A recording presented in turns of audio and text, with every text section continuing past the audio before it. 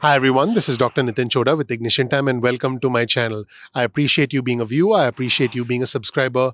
If you want to support our channel, all I ask is you gently tap that like button, gently touch that like button, ignite the like button because our channel is Ignition Time. I really appreciate you. Also, if you're not a member of our community yet, please consider subscribing and please enable notifications so you get instant updates from the Ignition Time channel going forward.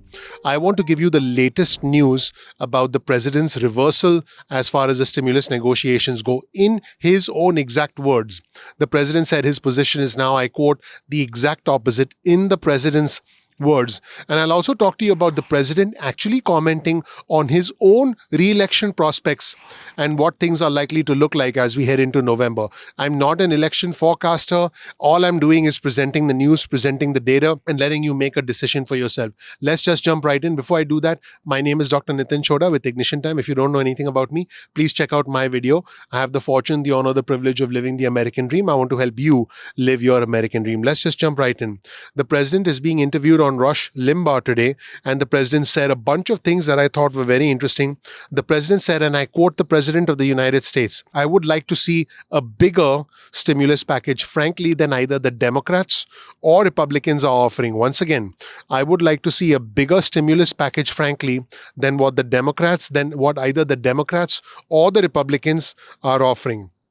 The president also said, maybe I'll lose because they say I'm not a nice person. Again, the president of the United States said, maybe I'll lose because they say I'm not a nice person. And I just want to quote the president one more time because this is very significant. Keep in mind that 48 hours ago, the president called off stimulus talks and he instructed his negotiators, U.S. Treasury Secretary Steven Mnuchin, to essentially stop talking with Speaker Pelosi. And since then, things have changed significantly. So the president also said on Rush Limbaugh, I would like to see a bigger stimulus package, frankly, than either the Democrats or the Republicans are offering. I'm going in the exact opposite now, okay? I'm going in the exact opposite now, okay? That's what the president said. So now I'm actually going to dig a little deeper into some of the things that the president has done in an effort to get re-elected. Now, let me be clear. For me, it's not about the red or the blue. It's about the red, white, and blue. I'm not Democrat. I'm not Republican. I'm American. We are all Americans first. This is all about trying to understand that any president at all, would do everything they could to get re-elected. But let's take a closer look at what the president is doing, and then you can decide for yourself whether you agree or not. I'm going to be using a news source, and I'll provide you a link to that news source in the description section below, and then I'll let you judge for yourself. The question that I'm going to ask is it too little, too late, because the president is using federal funds in order to be able to convince crucial 2020 voting blocks in order to be able to vote for him, specifically farmers, because farmers are a very, very important constituent of President Trump's supporters. So again, I'll provide you with a link in the description section below to some of the information that I'm about to give you now. So from farmers to seniors, the president has made many attempts in order to be able to direct money to voters in order to be able to try and win re-election. That is where things stand. So I'm going to share a quote from Randy Messelt, who's a lifelong Democrat, and he's a Wisconsin farmer. So Randy Messelt is a lifelong Democrat. He was one of the many Wisconsin farmers who actually voted for President Trump in the 2016 election. And by the way, that helped President Trump win the election and beat Hillary Clinton. Randy Messelt felt that many Democrats had ignored the needs of rural America. But just 1 year into President Trump's administration, Messelt was ruined financially due to a long-running crisis in dairy country in Wisconsin. Some of that had to do with the president's international trade wars. So this is what Randy said when he was asked about the president's efforts to help farmers. I'm quoting Randy. It's too little, too late. It's a joke. It's a whole joke. When Randy was asked to comment on the president's federal farm aid programs, and that's Randy's opinion. Now, when Randy was asked to comment on the president's recent announcements, I'm quoting Randy, he said, I don't care if it's a Democrat or a Republican or whatever. What they do is toss you a bone here and there so it looks like it's hanging on, looks like the economy is doing fine, and then the bottom falls out. I mean, I couldn't have said it any better, Randy.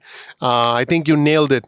And in recent weeks, the president has tried to trigger a lot more federal aid. In fact, the president has sought to unlock federal spending to essentially help his re-election efforts. And I want to be clear that he's not the first president to do this. Again, let me repeat, for me, it's not about the red or the blue. It's about the red, white, and blue.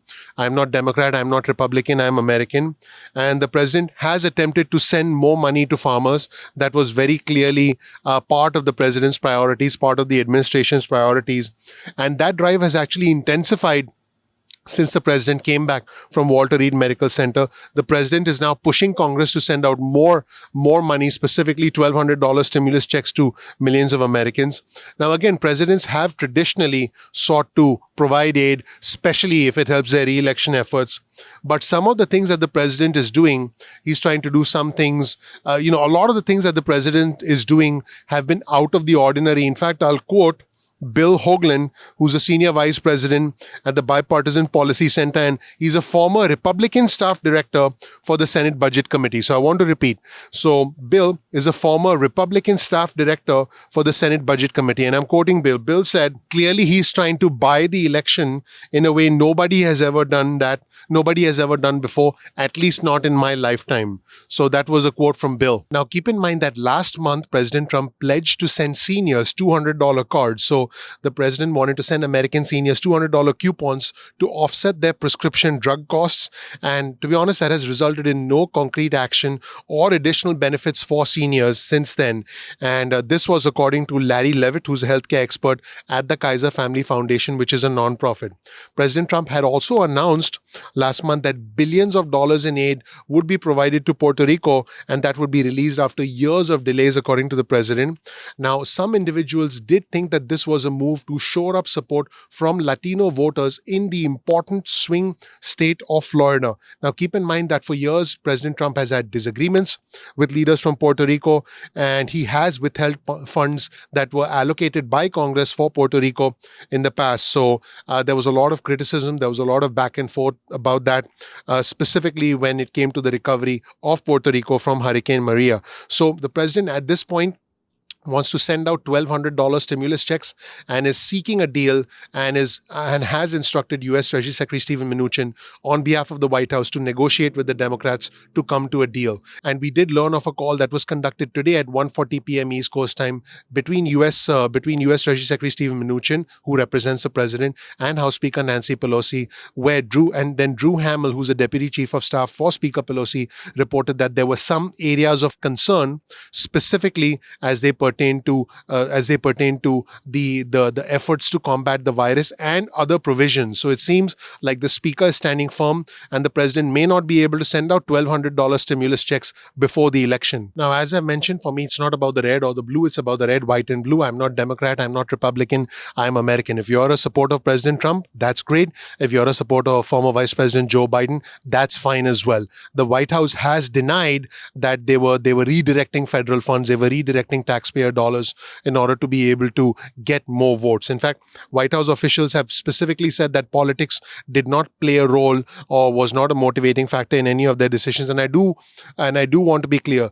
Voters have given President Trump credit, higher marks than former Vice President Joe Biden as far as the economy is concerned. So this is a bright spot for the president. There's no question about that.